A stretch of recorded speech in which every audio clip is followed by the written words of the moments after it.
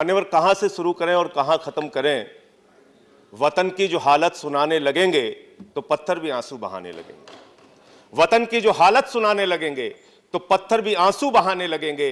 अगर भीड़ में खो गई आदमियत तो उसे ढूंढने में जमाने लगेंगे। इंसानियत का, आदमियत का, मानवता का कत्ल हुआ है दिल्ली में मान्यवर, और ये एक दिन में नहीं हुआ मान्यवर। चुनाव के पहले आग सुलगाई गई और चुनाव के बाद आग लगाई गई। ये सब कुछ एक साजिश के तहत एक सुनियोजित दंगा दिल्ली के अंदर कराया गया है। ये मेरा सीधा आरोप है। और मैं क्यों कह रहा हूं मान्यवर, मैं क्यों कह रहा हूं मान्यवर, ये मैं इसलिए कह रहा हूं मान्यवर कि इनके एक सांसद, इनके भारतीय जनता पार्टी के एक सांसद कहते हैं मान्यवर, अगर बीजेपी को वोट नहीं दिया तो बहन बेटियों के घर में घुस के बलात्कार किए जाएंगे।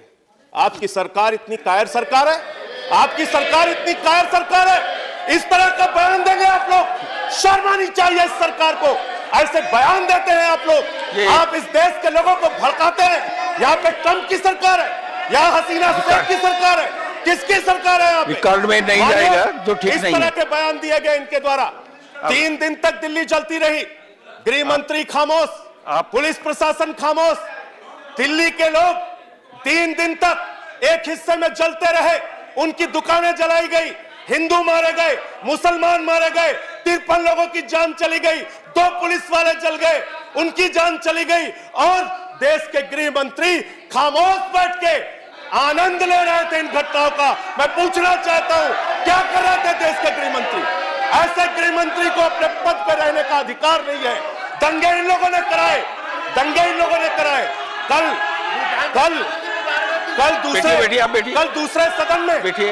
दूसरे सदन में मैंने इनको सुना, कल दूसरे सदन में इनको सुना, कह रहे हैं दंगे में भारतीय मारे गए।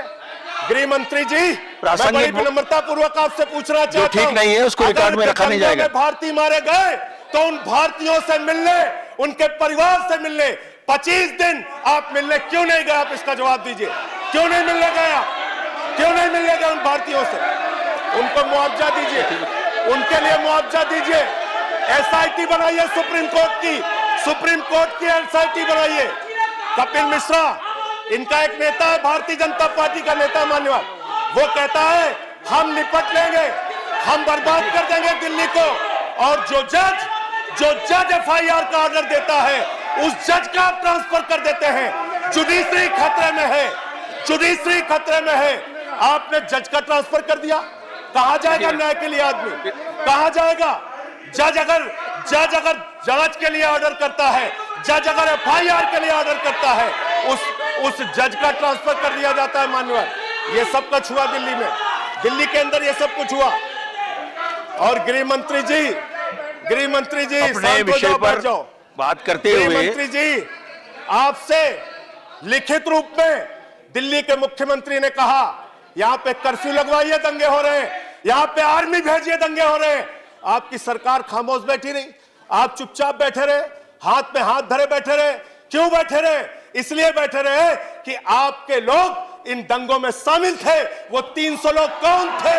वो 300 लोग कौन थे? कौन थे वो 300 लोग जो उत्तर प्रदेश से आए? आपने कहा उत्तर प्रदेश से आए। उत्तर प्रदेश में आपकी सरकार है, भाजपा की सरकार है, योगी की सरकार है। क्या कार्रवाई हुई उनके खिलाफ? क्या कार्रवाई हुई भड़काऊ भाषण देने वालों के खिलाफ? मान्यवर, ऐसे समय में भी मैं अंत पे कह के अपनी बात को खत्म करूंगा। ऐसे समय में भी मान्यवर, मानवता के लिए, इंसानियत के लिए, भाईचारे के लिए, वो सिख महेंद्र इंद्रजीत सिंह जिन्होंने मुसलमानों की जान बचाई, वो प्रेमकांत जिन्होंने मुसलमानों की जान बचाने के लिए 70% अपने शरीर को झुलसा दिया, वो मुसलमान जिन्होंने मंदिरों को बचाने का काम किया, उनकी इंसानियत को समझिए, उनके भाईचारे को समझिए, उनकी एकता को समझिए। हिंदुस्तान को बर्बाद करने का काम मत कीजिए। आप लोग हिंदुस्तान को बर्बाद करने का काम कर रहे हैं, तोड़ने का काम। अभी हमारा 1 मिनट समय है सर, 1 मिनट समय है सर। मैं मान्यवर बड़े विनम्रता पूर्वक कहना चाहता हूं, अब रिकॉर्ड में नहीं जाएगा सर, प्रकाश जावड़ेकर।